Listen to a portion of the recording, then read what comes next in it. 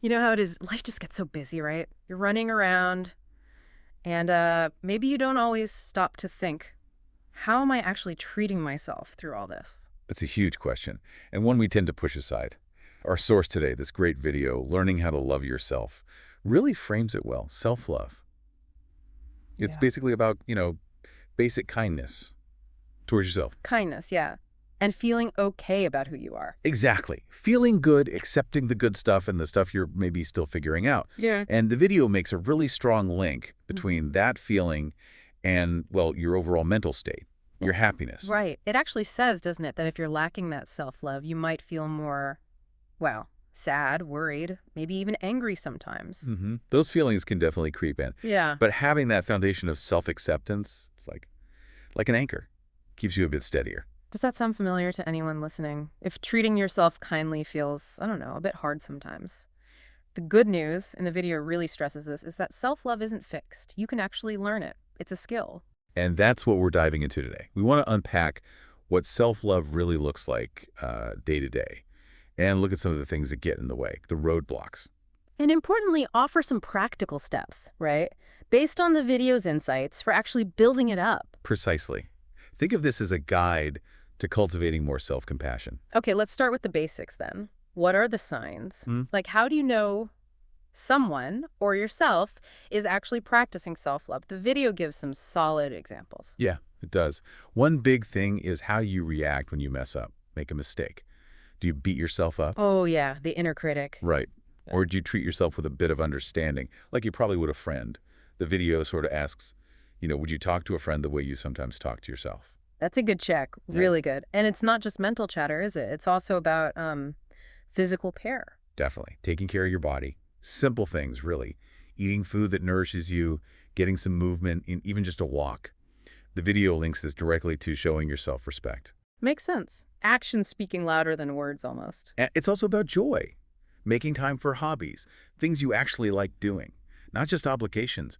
It's about feeding your soul, not just ticking boxes. Nurturing your inner life. I like that. And then there's confidence, believing in yourself. Yes, that's in there too. Believing in your abilities, having that sort of baseline trust that you can handle things, figure stuff out, Even when it's tough. especially when it's tough. Yeah. But maybe the absolute core of it, according to the video, is acceptance. Accepting everything, the good and the, well, not so good. Yeah, strengths and weaknesses. It's not about being perfect. Nobody is. It's about knowing you have value just as you are right now. And when you do these things, kindness, care, joy, belief, acceptance, it creates this positive cycle. It boosts well-being, happiness, connects right back to what we said at the start. Okay, so that's the goal, the picture of self-love. But let's be real, it's not always easy to get there. The video talks about barriers, Right. things that make it difficult. Oh, absolutely. Big barriers sometimes. The first one it really digs into is low self-esteem. Self-esteem. So how you value yourself. Pretty much. How much you value and respect yourself. And the video points out that if your self-esteem is low, you tend to zoom in on your weaknesses. You focus on what's wrong And feel bad about it constantly. constantly. Lots of negative self-talk. And it's hard to love yourself or even be kind to yourself if you fundamentally don't value yourself much. It's like trying to build on shaky ground. Yeah, that makes total sense. If you're always criticizing yourself, where does the kindness come from? What's another hurdle the video mentions? The second one is huge today, I think. Comparing yourself to others. The comparison trap, Yeah. especially online. Exactly. You see everyone else's curated highlights, looks, jobs, vacations, whatever, and it's so easy to feel like you're not measuring up. The video says this comparison thing just breeds inadequacy and unhappiness. You're comparing your everyday reality to someone else's show reel. It really does. You always end up feeling less than. Okay, and there was a third barrier too, wasn't there? Something maybe a bit deeper. Yes, painful past experiences. Things like being bullied or maybe more serious trauma like abuse. These things can leave deep scars. Emotional scars, yeah. And they can lead to these persistent feelings of being worthless or flawed or just not good enough.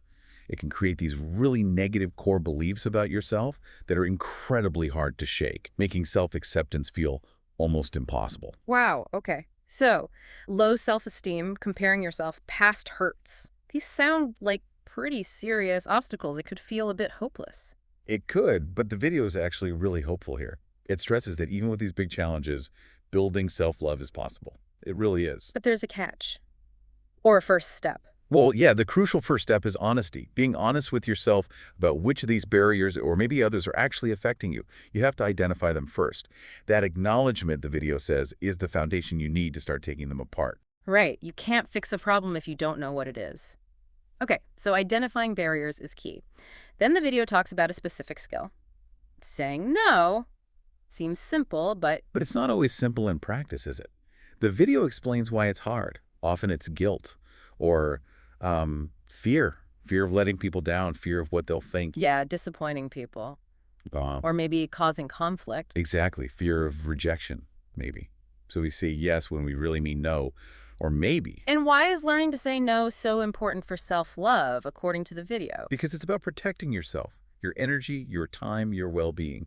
The video points out if you always say yes, you end up overwhelmed, stressed out, Resentful, maybe? totally resentful, you burn out, you give away all your time and energy, even for things you don't want to do.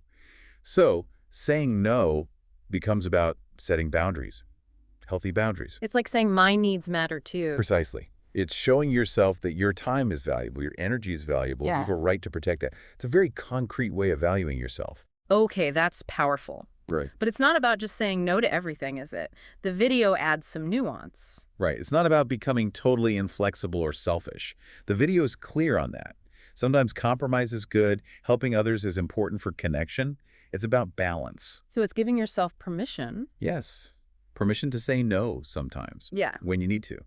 Recognizing that it's not just okay, it's actually healthy. It's vital for self-care and self-respect.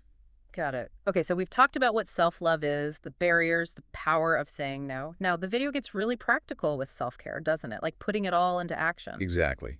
This is where the rubber meets the road, so to speak. A self-care routine is presented as a way to actively show yourself you're valued. These aren't just nice-to-haves. They send a message A message to yourself. to yourself that you matter. And the video breaks it down into really doable things for body and mind. Okay, let's start with the body. What kind of suggestions are we talking about? Pretty foundational stuff, actually. Eating well, fruits, veggies, protein, drinking enough water, getting enough sleep, that's a huge one, Sleep is everything. isn't it? And moving your body. Yeah. Doesn't have to be a marathon, the video says. Even a walk helps. Yeah. These basics really impact how we feel physically, which totally affects our mood. Definitely. And for the mind, what kind of mental self-care does it suggest? Things to help you relax and recharge, like reading, listening to music, maybe taking a warm bath. Simple pleasures. Things you enjoy? Yeah, things you genuinely enjoy. Also, spending time with positive people, that social connection is key. And maybe journaling, getting thoughts and feelings out, That can be really helpful, processing stuff. for sure. And things like meditation or just some deep breathing exercises, ways to calm the nervous system, manage stress. I like that the video gives examples of fitting this stuff into a routine, like morning and evening, makes it feel less overwhelming. Yeah, those examples are great, like maybe start the day with some movement, a healthy breakfast, maybe a few minutes of journaling, then in the evening, wind down with a decent dinner, maybe that bath, some reading before bed. Creates structure. It does. And the main point is, self-care doesn't need to be fancy or cost a lot of money. It's about consistently meeting those basic needs, body and mind, nourishment, rest, calm, joy. And the video ties this back to self-love really beautifully, doesn't it? It really does. Yeah. It basically says, when you consistently do these things for yourself, you're sending a powerful message. What message is that? I am important. I deserve to feel good. And that feeling, that belief, reinforced by action, the video says, that's the heart of self-love. It's showing up for yourself daily. Showing up for yourself. I like that. And the video ends with a bit of encouragement, right? Yeah, basically, start today. Don't wait. Even small steps count. Okay, so wrapping up this deep dive, drawing on that Learning How to Love Yourself video, we've really covered some key ground. Started with understanding self-love is just fundamental for well-being. Essential, really. Then we looked square at those barriers, the self-esteem issues, the comparison trap, those past hurts, but stressed that awareness is the first step to dismantling them.